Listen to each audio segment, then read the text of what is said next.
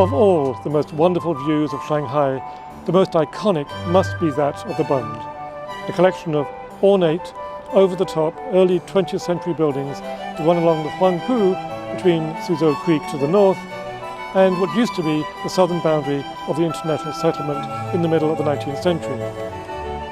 In this and the next episode, we're going to have a quick highlights tour of some of the most interesting buildings along the Bund, if only to whet your appetite and bring you back for more. But let's start with a little bit of history. The term Bund is from usage in India, where it simply means embankment. In essence, the Bund forms the eastern boundary of the original international settlement, dating back to the mid-19th century, although strictly speaking, it was not part of the international settlement. And that detail is important, because if not for that, we may not have a Bund today. Let me explain. In the 1840s, and into the next few decades, the shores of the Huangpu, or the embankment, was described as a muddy and malodorous towpath for towing large junks and dumping sewage and refuse. Because of this important public usage, the local authorities at the time, the Taotai, insisted that this space remain in public hands and for public use. And so developers and merchants were required to stand back by 30 feet, about 10 meters, and then later land reclamation further widened what is now a broad promenade that is incredibly well used by tourists and is, as I stated at the top, an icon of Shanghai. What we see today is essentially the second edition of the Bund. In the latter half of the 19th century, the houses, many of them trading and merchants' houses, were pejoratively called compradoric houses, so called because they were designed by the merchants and built by Chinese contractors. The middlemen in this arrangement, the translators, were known as compradors. These original designs reflected the traditional British colonial style, with large verandas that skirted the ground and first stories.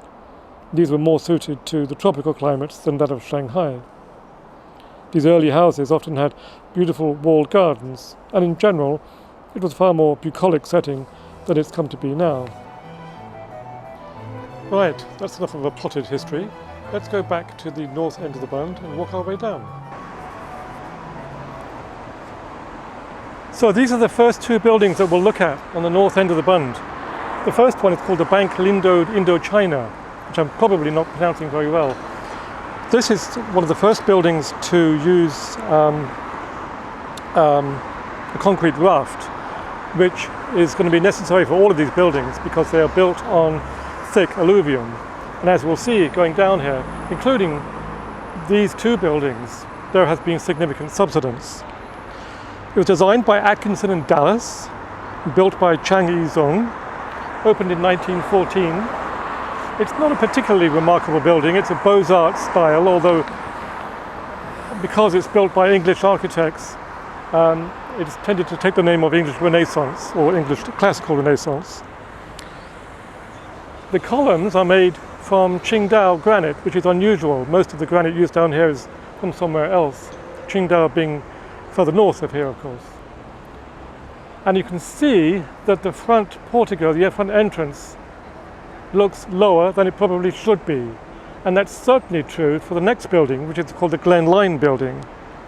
Now, the Glen Line building was one of the first in a series of buildings that was designed by Palmer and Turner Associates, and specifically by George Wilson. And take a look at the front entrance, and you can see it's well below street level. There's about 900 feet, or something like 300 meters of alluvium under the Bund. And stopping these buildings from subsiding, or making sure that they did not subside unequally, was a major engineering challenge. So the Glen Line building was designed by George Wilson, as I said. It's built by Trollope and Coles Company. It's largely reinforced concrete with granite columns.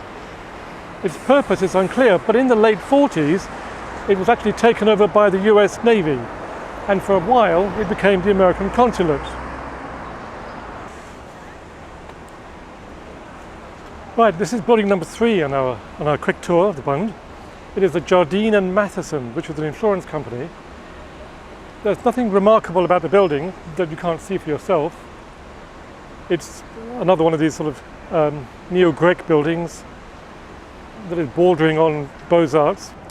The most notable thing about this building is that the company itself was involved in the building, or the planning at least, of the first railroad in China, which went to Wusong out of Shanghai, and we won't cover that today, but we'll cover that in another episode. And just to give you a teaser, there are some grave concerns about the first railway or first railroad out of Shanghai.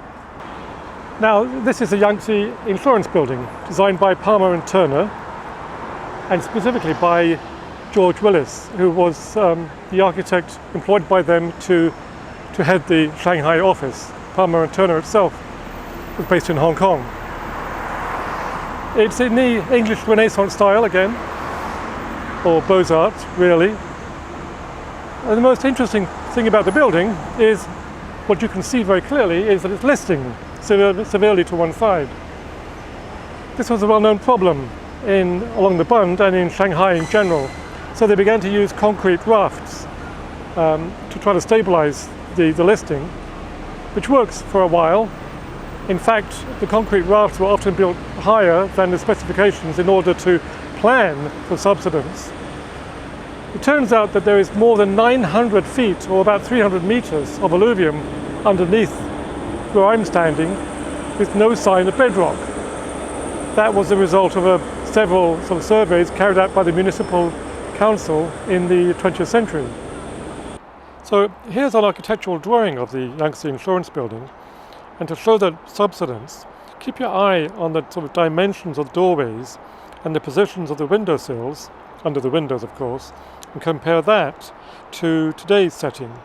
And you can see that there's at least several tens of centimeters of subsidence.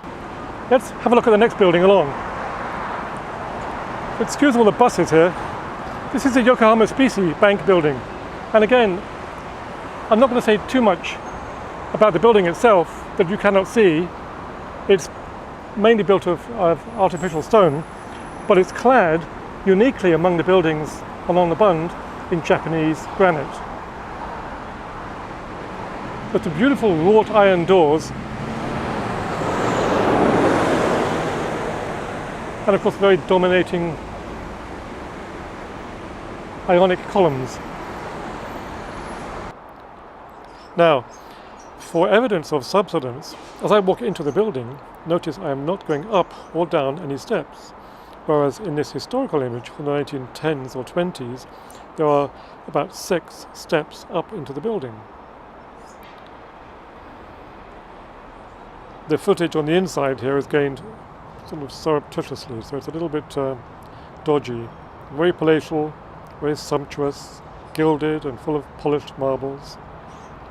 Look at the level of the windowsill on the left-hand side as I walk out, and compare that to the windowsill in the historical image. So, building number 6 on our tour. This is one of my favourites, the Bank of China. This was completed in 1937, so it's one of the latecomers. In fact, this is the last building built on the Bund before the beginning of World War II, and just as the Japanese invaded Shanghai. It was designed by George Wilson, who else, of Palmer and Turner Associates, but along with Lu Xianshou, a Chinese architect. And it was the first time a Chinese architect was involved in the design of a building along the Bund. As you can see, it's got beautiful vertical lines. It's simple lines. It has wonderful decorative motifs on the columns and on the frieze above the entryway, and motifs in the windows too that run all the way up. At the very top, a very distinctive sort of Chinese hat top. Now, this building was supposed to be 34 stories high, but urban myth has it that the neighbour, Victor Sassoon, didn't want the next door neighbour building to be taller than his. So he had some influence in the city, and he persuaded somebody to have that decreased to only 18 floors. The other story is that By 1937, there was a shortage of money in Shanghai. Confidence was beginning to be lost, again partly because of the economic crash in the late 20s, but partly because you've got Japan on the doorstep about to invade. So whichever is the truth of those two stories, this was reduced to 18 stories, and it's about the same height now as the Peace Hotel, and fortunately still higher than this bus.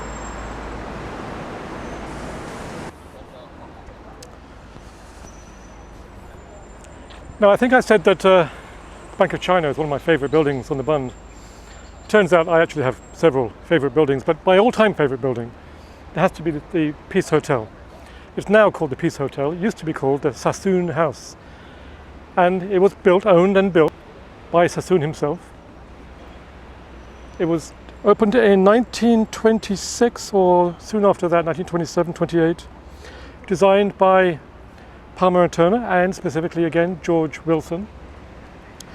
This time it was built by a Chinese contractor called Sin Jin Ki. Normally George Wilson had operated with Western contractors, but this is one of his first where he worked with a Chinese contractor and worked with the same contractor in several buildings in Shanghai.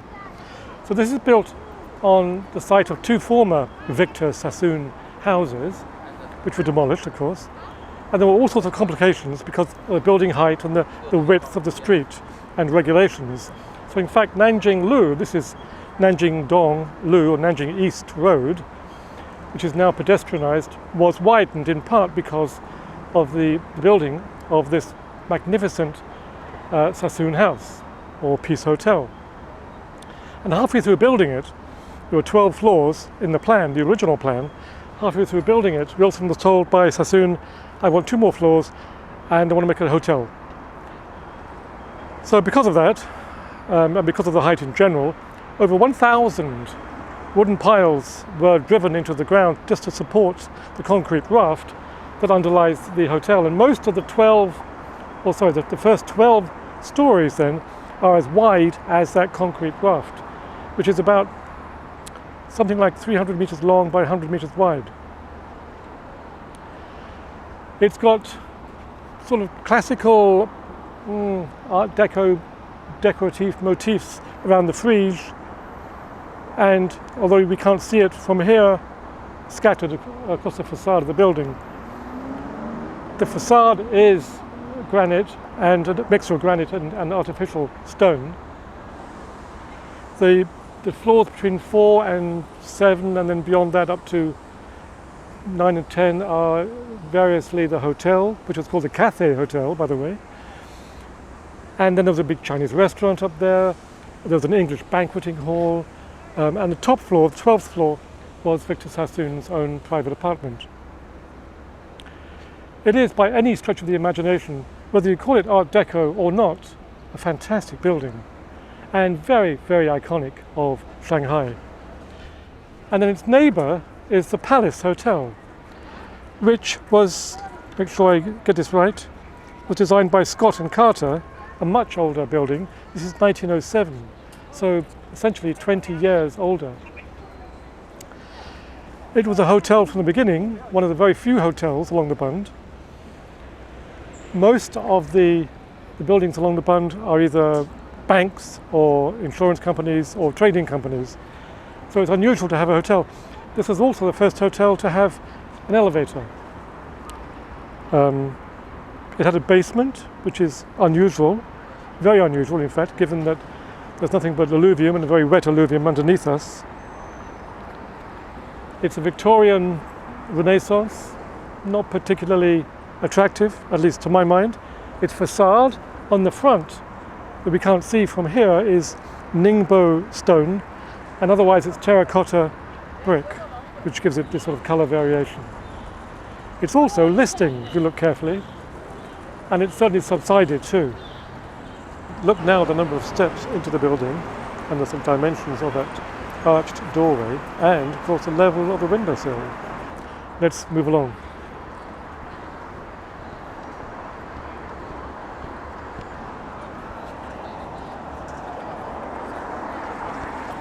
Now this, and we'll talk about both of these two at the same time.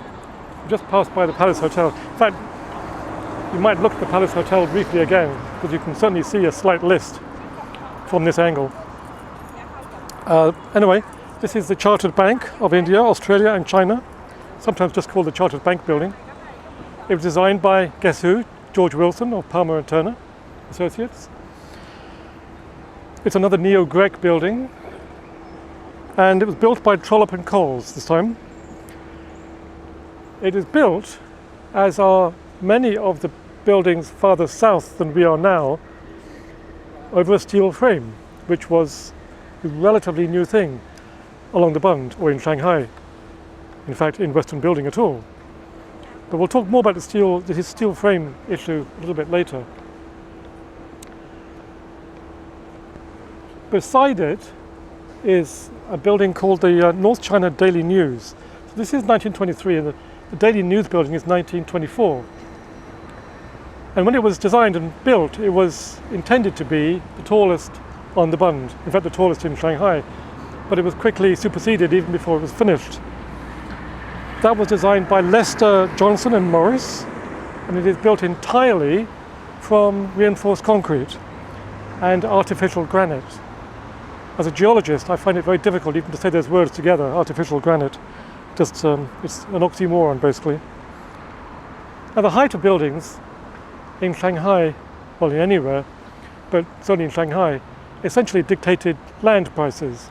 And so when it came out that buildings could not be more than 6 stories high because of the deep alluvium, land prices in Shanghai did for a while plummet. And not until the concrete raft was was properly experienced and developed, and buildings could suddenly be much higher, did land prices go up again. Good stuff. Let's continue.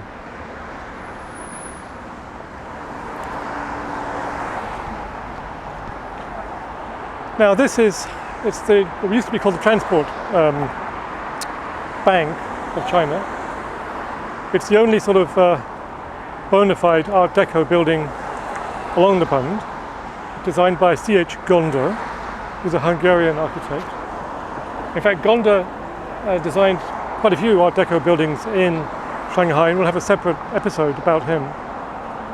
It's not the most interesting Art Deco building perhaps. The windows are a little squat, short, but the lines are definitely vertical, and it's iconically symmetric. The fluted appearance around the top is very Art Deco-ish. It's also probably the last building to be built on the Bund, well aside from the modern ones, on the Bund proper. So the design was begun in about 1927, but it was severely delayed by, in part, the Japanese war and invasion, and it wasn't built, or finished at least, until 1948. Right, well there you are. That's the end of episode 1. Do come back to episode 2, and we'll start with the Customs House and work our way south. Please like us and subscribe, and we'll see you next time.